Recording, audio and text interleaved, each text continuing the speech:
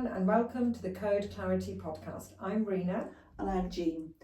So we were all getting excited about medical education, because we were promised with the 2024 code that they were going to look at medical education. There was going to be guidance on how we could do medical education. Obviously the UK is a bit of an outlier in Europe about how they approach medical education. And now it looks like we have to wait even longer, and it may not all be good news.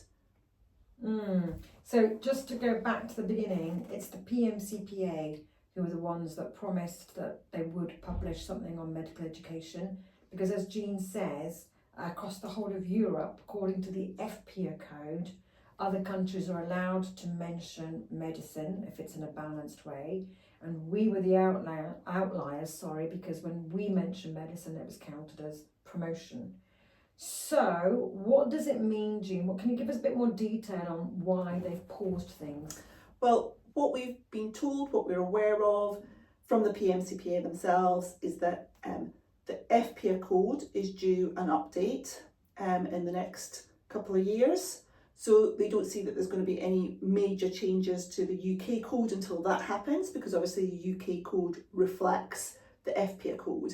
So that's the good news. Yeah, that's the good news. Yeah, the caution, or the thing that maybe took us a little bit by surprise, was this comment from the PMCPA that their view, and when they had spoken to other regulators in Europe, was that what is currently happening as medical education across Europe, if that was really tested against what FPA allowed, then it would be found in breach.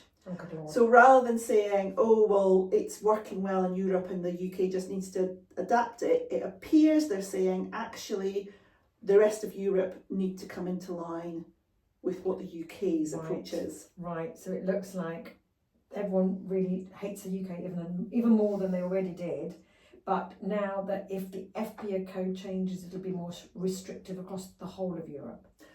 That we wait and see, but that was certainly implied. Yeah, okay. All right, well, you heard it here, not first, but second.